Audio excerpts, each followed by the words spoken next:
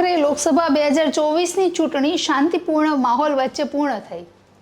જે રીતે શરૂઆતમાં ઘણી બધી બેઠકોને લઈને વિવાદ ચાલી રહ્યો હતો તેવું લાગી રહ્યું હતું કે કંઈક તો નવા જૂની થશે, પણ સદનસીબે એવું કંઈ ન થયું। એક શાંતિપૂર્ણ માહોલ વચ્ચે જે ચૂંટણી પૂરી થઈ, પણ ચૂંટણી પૂર્ણ થયા બાદ પણ એક બેઠક એવી છે કે જેના પરથી લોકોની નજર નથી હટી, અને એ બેઠક છે રાજકોટની લોકસભા બેઠક।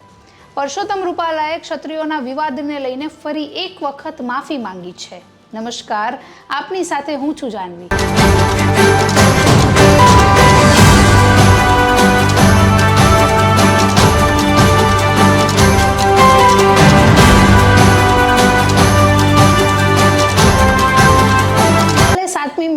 ગુજરાતમાં ત્રીજા તબક્કાનું મતદાન પૂર્ણ થયું, ત્યારે રાજકોટ લોકસભા બેઠકના ભાજપના ઉમેદવાર પરસોત્તમ રૂપાલા પણ એમના અમરેલી ખાતે રહેલા મતદાન મથક પર વહેલી સવારે જ પરિવારજનોની હાજરી વચ્ચે મતદાન કરતા જોવા મળ્યા હતા।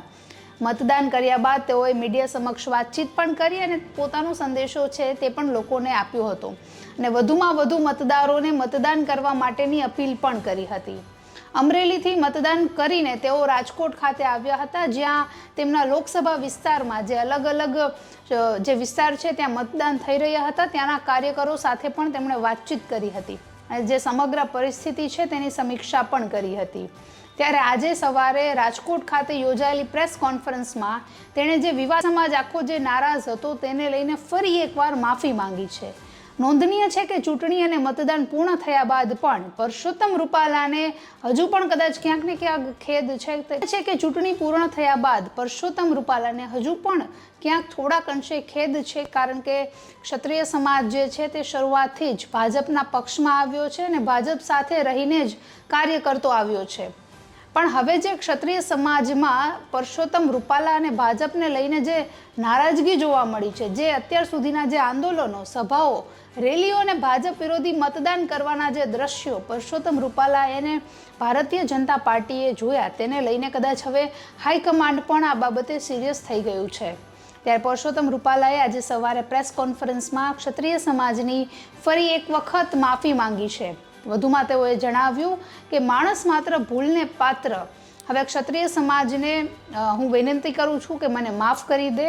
મારા આટલા રાજકીય કાર્યકાળમાં કદાચ ક્યારેય પણ એવા શબ્દો હું બોલ્યો નથી કે જેને મારે પાછા લેવા પડે, પણ પહેલી વખત મારાથી જે પણ જીભ લપસી અને બોલાઈ ગયું તેને લઈને એમણે દુઃખ વ્યક્ત કર્યું છે અને ક્ષત્રિય સમાજને માફ કરી દેવાની પણ વિનંતી કરી છે। તેઓએ એવું પણ ઉમેર્યું કે મારા કારણે જે પક્ષે પણ દુઃખ સહન કરવું પડ્યું છે તે બદલ પણ હું માફી માંગુ છું, તે ખૂબ જ પીડાદાયક છે।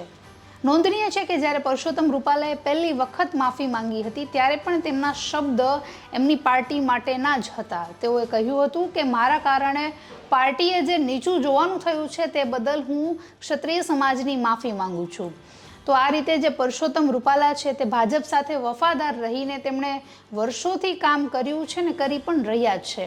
તરફ એ પણ સત્ય હકીકત છે કે પરસોત્તમ રૂપાલા છે તે ભાજપના એક વરિષ્ઠ નેતા છે, એક સક્ષમ નેતા છે, જે કોઈ પણ પરિસ્થિતિ સર્જાય તો તેને પહોંચી વળવા માટે સક્ષમ છે। પણ હવે આ વખતે જ કદાચ ચૂંટણીનો સમય હતો એટલે આ વિવાદ લાંબો ચાલ્યો। ક્ષત્રિય સમાજ અને ભાજપ વચ્ચે જે અબોલા ચાલી રહ્યા હતા, જે એકબીજા પર કટાક્ષ કરી રહ્યા હતા, તે કદાચ ઘણું લાંબુ ચાલ્યું। જો ચૂંટણીનો માહોલ ના હોત, આ માહોલ જે છે એકદમ સર્વસામાન્ય હોત, તો આ વિવાદ ક્યારનો ખતમ થઈ ગયો હોત તેવું લોકો કહી રહ્યા છે ને તે વાત હકીકત પણ છે। અને ભાજપનો જે સંપૂર્ણ વિવાદ છે તે ખૂબ જ ગંભીર અને રસપ્રદ આ બંને રીતે રહ્યો છે, કારણ કે જે રીતે ભાજપે પણ છેલ્લે સુધી નમતું નથી મૂક્યું, તો પરસોત્તમ રૂપાલાને લઈને જે ક્ષત્રિયોનો વિવાદ છે તે પણ હજુ યથાવત છે। પરસોત્તમ રૂપાલા અગાઉ પણ 2 થી 3 વખત માફી માંગી ચૂક્યા છે, ત્યારે ચૂંટણી બાદ ફરી એક વખત તેઓએ પ્રેસ કોન્ફરન્સમાં માફી માંગી છે।